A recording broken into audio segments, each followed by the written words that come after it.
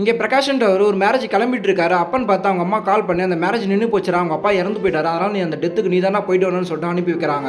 So இவரும் போறாரு. அங்கே ஒரு பொண்ணு பார்க்கறாரு. பார்த்ததுமே ரொம்பவும் பிடிச்சி போய் பேசலாம் ட்ரை பண்றாரு. பார்த்தா அந்த பொண்ணே வந்து இவர் நீ தானே பிரகாஷ், அத்தையும் மாமா எப்படி இருக்கான்னு சொல்லி இவர் நம்பர்லாம் வாங்கிட்டு போறாங்க. தென் அங்கே இறந்து போனவருக்கு சடங்கெல்லாம் பண்ணிட்டு இருக்காங்க. அப்பன்னு பார்த்து ஒரு சின்ன பையன் அதை தட்டி விட்டுறா. அதை பார்த்து அவங்க அப்பா சம்மடி அடிச்சிடறாரு. இந்த சவுண்ட் கேட்டு இந்த பொண்ணு வந்து அந்த பையனை தூக்குறா. அப்பதான் இந்த பொண்ணுக்கு கல்யாணம் ஆகி குழந்தையே இருக்குன்ற விஷயமே இவனுக்கு தெரிய வருது. தென் இவங்க ஹஸ்பண்ட் கார்ல போகும்போது இந்த பொண்ணு கிட்ட சாரி சொல்றாரு. அண்ட் இந்த பையனை ஹோம்ல விட்டுலாமான்னு கேட்கறாரு. ஆக்சுவலா இவன் நினைக்கும் போதெல்லாம் இவன் ஒய்ஃப் கூடவே இருக்கணும்னு சொல்லிட்டு ஆசைப்படுறான். இவன் தான் இதுக்கு தடையா இருக்கான்னு சொல்லிட்டு இவன் பையனே இவன் வெறுக்க ஆரம்பிக்கிறான். தென் இவங்க பையன் தூங்குறதுக்காக இந்த பொண்ணு கதை சொல்லிட்டு இருக்கா. அப்பன்னு பார்த்து இவன் குடிச்சிட்டு வந்து அந்த பொண்ணை தனியா கூப்பிடுறான். அவனையும் அங்க பக்கத்து ரூமுக்கு போக சொல்றான். ஆனா அவன் போக மாட்டான்னு சொல்லிட்டு அடம்பிடிக்கிறான். கோவத்துல குழந்தைன்னு கூட பார்க்காம சம்மடி அடிக்க ஆரம்பிச்சான். இந்த பொண்ணுமே ரொம்பவும் கெஞ்சி பார்க்கறா. இருந்தாலுமே அவனை அடிச்சு போட்டு சோபால தள்ளி விட்டு இந்த பொண்ணு கிட்ட வந்து நீ என்னோட பொண்டாட்டி, நீ எப்போ கூப்பிட்டாலும் வரணும், அதை தவிர நீ எதுவுமே பேசக்கூடாதுன்னு சொல்லிட்டு திட்டி விட்டுறான். ஆனா இந்த பொண்ணுக்கு இந்த தடவை ரொம்பவும் கோவமாகி பக்கத்துல இருக்க ஒரு கட்டை எடுத்து அவன் தலையிலே அடிச்சு போட்டு தள்ளிடுறா.